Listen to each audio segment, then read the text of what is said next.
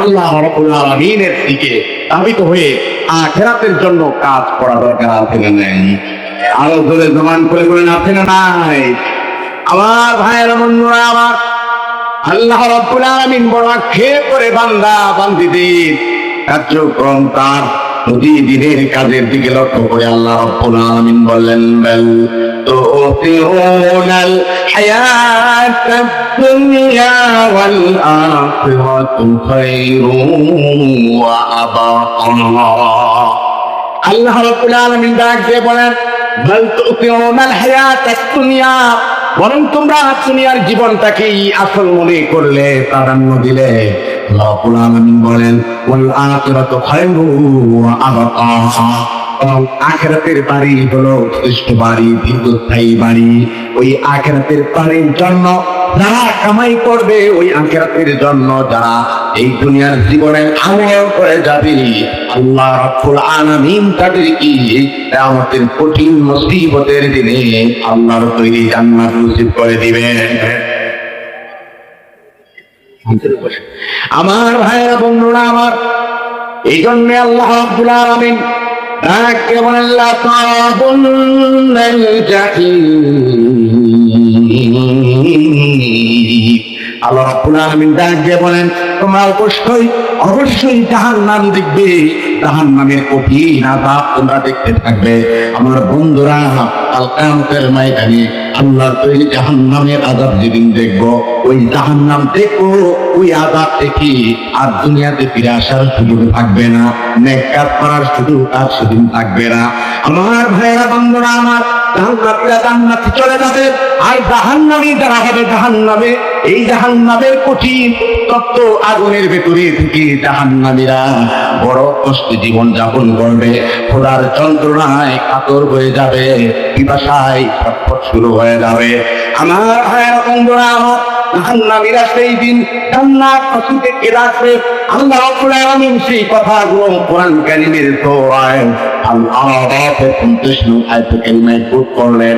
আল্লাহ রাব্বুল আলামিন ডাক দিয়ে বলেন, ওয়ানাদা আসহাবুন নারি আসহাবাল জান্নাহ। সেই দিন কিয়ামতে কঠিন মুসিবতের দিনে জাহান্নামবাসীরা জান্নাতে থাকা তার ভাইকে ডাকবে। একই মায়ের পেটের দুই ভাই, এক ভাই নামাজ আদায় করেছে, এক ভাই আল্লাহর পথে চলেছে জান্নাতি, আর এক ভাই আল্লাহর নাফরমানি করে জাহান্নামবাসী হয়ে গেছে। ওই জাহান্নামের ভেতরে থেকে জান্নাতীকে দেখে ডাক দিতে থাকবে, বলতে থাকবে, আর তার কাছে এই কঠিন যন্ত্রণা সহ্য করতে না পেরে জাহান্নামী মানুষরা জান্নাতি মানুষের কাছে বিভিন্ন ধরনের অনুনয় বিনয় করে বলবে, আন আফিদু আলাইনা মিনাল মা। জাহান্নামী লোকটা জাহান্নামের তীব্রতা সহ্য করতে পারবে না, প্রাণস্থাপতর হয়ে যাবে, পিপাসায় কাতর হয়ে যাবে, আর বলবে, আনাফিদু আলাইনা, আমার এর উপর একটু মিনাল মা, একটু পানি ছিটায় দাও, আমরা জাহান্নামের কঠিন তীব্রতা সহ্য করতে পারছি না। জাহান্নামীরা সেই দিন জান্নাতবাসীদের কাছে পানি চাইবে। আমার ভাইয়েরা বন্ধুরা আমার, জাহান্নামীরা বলবে, আও মিম্মা রাযাকাকুমুল্লাহ, আমাদের একটু পানি ছিটায় দাও, অথবা আল্লাহ রাব্বুল আলামিন যেই রিজিক তোমাদেরকে দিয়েছে, ওই রিজিক থেকে ফল ফ্রুট থেকে আমাদেরকে কিছু খাবারের ব্যবস্থা করো। সেই দিন জাহান্নামীরা আত্মনাদ করবে, জান্নাতীদের কাছে চাইতে থাকবে। আমার ভাইয়েরা বন্ধুরা আমার, জান্নাতীরা সেদিন জাহান্নামীদেরকে জবাব শোনায় দিবে। আল্লাহ রাব্বুল আলামিন সেই কথাগুলো কোট করলেন। সেই দিন জাহান্নামীদেরকে জান্নাতীরা শোনায় দিবে, ক্বালু ইন্নাল্লাহা হারামাহুমা আলাল কাফিরিন। জান্নাতীরা ডেকে বলবে, ইন্নাল্লাহা হারামাহুমা, যেই পানি তোমরা খাচ্ছ, এই ফল ফ্রুট তোমরা খাচ্ছ, আল্লাহ রাব্বুল আলামিন হারাম করে দিয়েছেন।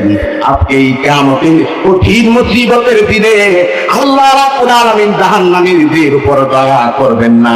যারা জাহান্নামী হয়ে গেছি, কৃতকর্মের কারণে যারা আযাবে গ্রেফতার হয়ে গেছি, আজকের দিনে কারো উপরে কোনো দয়া হবে না। সুতরাং ওই কঠিন জাহান্নাম থেকে পালাতে আল্লাহর দরবারে নেক আমল নিয়ে হাজির হওয়া দরকার আছে না? না, ওই আল্লাহর দরবারে হাজির হতে হলে নেক কাজ দিয়ে হাজির হতে হবে। সেটি জান্নাতীরা দেখে বলবে যে কাফেরদের জন্য জান্নাতের নিয়ামত হারাম, আজকে কোনো নিয়ামত তোমাদেরকে দেওয়া হবে না। আমার ভাইরা, আল্লাহ রাব্বুল আলামিন বললেন লা তারাবুন্নাল জাহিম, অবশ্যই অবশ্যই তোমরা জাহান্নামের শাস্তি দেখবে। তুম্মা লা তারাবুন্নাহা আইনাল ইয়াকিন, এরপর তোমরা সচক্ষে সুনিশ্চিতভাবে জাহান্নামের শাস্তি তোমরা দেখবে। এই শাস্তির বিষয় যদি তোমরা আগে থেকে অনুধাবন করতে পারো, তাহলেই তোমাদের অন্তর থেকে দুনিয়া বের করা সম্ভব। দুনিয়াটা বের করে আখিরাতমুখী আমাদের হওয়া লাগবে। আল্লাহ রাব্বুল আলামিন বলেন কুম্মা লাতুসআলুন্না ইয়াউমাইযিন আনিন নাঈম, অতঃপর অবশ্যই অবশ্যই তোমাদেরকে জিজ্ঞাসা করা হবে আল্লাহ প্রদত্ত নিয়ামত সম্পর্কে। আল্লাহ আমাদেরকে প্রতিনিয়ত যে আলো বাতাস দিয়েছেন, আল্লাহ দেওয়া এই নিয়ামতের শুকরিয়া আদায় করার দরকার আছে না নাই? জবান খুলে বলেন তো আমাদের হায়াতের মালিক কে? আলো দেন কে? বাতাস দেন কে? বৃষ্টির ফয়সালা করেন কে? এই আল্লাহ রাব্বুল আলামিন। আপনার আমার সেই আল্লাহ প্রদত্ত নিয়ামতগুলোর কথা আল্লাহ সুবহানাহু ওয়া তাআলা এই নিয়ামতের বিষয়গুলো কাল কিয়ামতের ময়দানে আল্লাহ আমাকে যে নিয়ামত দিলেন, এই নিয়ামত দিয়ে আল্লাহর গোলামি কতটুকু আমরা করতে পারলাম, আল্লাহ সুবহানাহু ওয়া তাআলা সেদিন বিচারের কাঠ করায় দাঁড়াবেন। মাল কোথায় থেকে কামাই করেছো, নিয়ামত কোথায় থেকে অর্জন করেছো, আল্লাহ রাব্বুল আলামিন জিজ্ঞাসা করবেন। কোথায় খরচ করেছো, কোন পথে ব্যয় করেছো, আল্লাহ সুবহানাহু ওয়া তাআলা জিজ্ঞাসা করবেন। রাসূলুল্লাহ সাল্লাল্লাহু আলাইহি ওয়াসাল্লাম একবার মদিনায় দুপুরে বেলায় ক্ষুধার যন্ত্রণায় ঘর থেকে বের হয়ে গেলেন, রাস্তায় হাঁটতেন, আর দেখতে পেলেন ইতিমধ্যেই রাসূলুল্লাহ সাল্লাল্লাহু আলাইহি ওয়াসাল্লামের প্রিয় সাহাবী হযরত আবু বকর সিদ্দিক রাদিয়াল্লাহু তাআলা তিনিও ঘর থেকে বের হয়ে হাঁটছেন। কিছু দূর যেতে না যেতেই দেখতে পেলেন রাসূল সাল্লাল্লাহু আলাইহি ওয়াসাল্লামের প্রিয় সাহাবী হযরত ওমর ইবনে খাত্তাব রাদিয়াল্লাহু তাআলা তিনিও ঘর থেকে বের হয়ে গেছেন। রাসূলুল্লাহ সাল্লাল্লাহু আলাইহি ওয়াসাল্লাম সাহাবী দুজনকে জিজ্ঞাসা করলেন, আমার প্রিয় সাহাবীরা, তোমরা এই সময়ে ঘর থেকে কেন বের হয়ে গেছো? হযরত আবু বকর সিদ্দিক রাদিয়াল্লাহু তাআলা হযরত ওমর ইবনে খাত্তাব রাদিয়াল্লাহু তাআলা ডেকে বলেন, ইয়া রাসূলুল্লাহ, ইয়া হাবিবাল্লাহ, ক্ষুধার যন্ত্রণার সহ্য করতে পারছি না, ক্ষুধার যন্ত্রণায় ঘর থেকে বের হয়ে গেছি। নবীজি, ঘরে কোনো খাবারের ইন্তজাম নাই, ক্ষুধার যন্ত্রণায় আর ঘরে থাকতে পারলাম না, রাস্তায় বের হয়ে গেছি। রাসূলুল্লাহ সাল্লাল্লাহু আলাইহি ওয়াসাল্লাম মুক্তি হেসে সাহাবীকে ডেকে বলেন, সাহাবীরা শোনো, তোমরা যেই উদ্দেশ্যে ঘর থেকে বের হয়েছো, তোমরা যেই কারণে ঘর থেকে বের হয়েছো, তোমাদের হাবিব তোমাদের নবীও একই কারণে ক্ষুধার যন্ত্রণায় ঘর থেকে বের হয়ে গেছে। আজ থেকে 3 দিন যাবত ঘরে কোনো খাবার নাই, ক্ষুধার যন্ত্রণায় আমিও বের হয়ে গেছি। রাসূলুল্লাহ সাল্লাল্লাহু আলাইহি ওয়াসাল্লাম ক্ষুধার্ত, দুই সাহাবী ক্ষুধার্ত। রাসূল সাল্লাল্লাহু আলাইহি ওয়াসাল্লাম, আবু বকর, ওমর এই দুজন সাহাবীকে নিয়ে সামনে অগ্রসর হলেন। সাহাবী আবু আইয়ুব আনসারী রাদিয়াল্লাহু তাআলার বাড়িতে গেলেন। আবু আইয়ুব আনসারী রাদিয়াল্লাহু তাআলার বাড়িতে গিয়ে দেখতে পেলেন আবু আইয়ুব আনসারী রাদিয়াল্লাহু বাড়িতে নাই। তার বিবিকে জিজ্ঞাসা করা হলো, বিবি ডাক দিয়ে বলেন যে ঘরে আমার স্বামী বাইরে গিয়েছে সুপেয় পানি আনার জন্য, আপনারা মেহেরবানি করে আমার বাড়িতে মেহমান হয়ে যান। আমার ভাইয়েরা বন্ধুরা, আমার সাহাবী হযরত আবু আইয়ুব আনসারী রাদিয়াল্লাহু তাআলা সংবাদ পেয়ে পানি নিয়ে দৌড়ে চলে এলেন। বিশ্ব নবী সাল্লাল্লাহু আলাইহি ওয়াসাল্লাম হয়ে এসেছে। আবু বকর, ওমর রাদিয়াল্লাহু তাআলা হুমার মতো জলিলুল কদর সাহাবী আইয়ুব আনসারীর ঘরে এসেছে। আমার ভাইয়েরা বন্ধুরা, আমার আল্লাহ নবী প্যারা সাহাবী হযরত আবু আইয়ুব আনসারী রাদিয়াল্লাহু তাআলা খাবারের ইন্তজাম করলেন। খেজুর কাটা পাকা খেজুরের ব্যবস্থা করলেন। বাগানে থাকা বাগান থেকে গাদি গাদি খেজুর নিয়ে হাজির হয়ে গেলেন। আমার ভাইয়েরা বন্ধুরা, আমার হযরত আবু বকর সিদ্দিক রাদিয়াল্লাহু তাআলা আর হযরত ওমর রাদিয়াল্লাহু তাআলা এই দুজন সাহাবীও বসে বসে আল্লাহর নবীর সাথে খাবারের ইন্তজামে শরীক হয়ে গেলেন।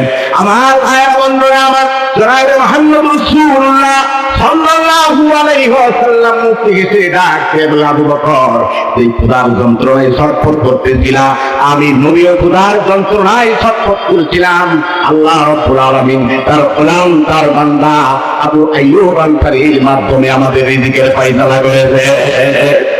আমার ভাইয়ের বন্ধুরা, যখন তিনজন বসে সাহাবী আবু আইয়ুব আনসারী রাদিয়াল্লাহু তাআলা আনহুর বাড়িতে খানা পিনা শেষ করলেন, আল্লাহর নবী রহমতের নবী হযরত আবু বকর সিদ্দিক রাদিয়াল্লাহু তাআলা কে ডেকে জিজ্ঞাসা করলেন, ডেকে বললেন, ও আবু বকর, ও ওমর, শোনো, আমরা যে ক্ষুধার্ত ছিলাম এতক্ষণ যাবত আমাদের ঘরে খাবার ছিল না, পেটে কোনো খাবার ছিল না, তারা পানি দেওয়ার মতো কিছু ছিল না।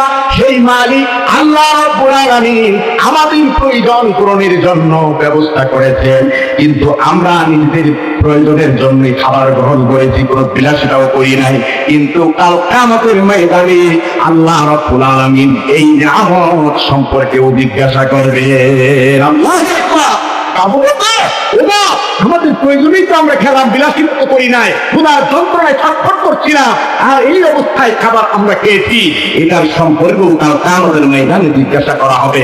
তুম্মা লাতুসআলুন্না ইয়াউমাইযিন আনিন নাঈম।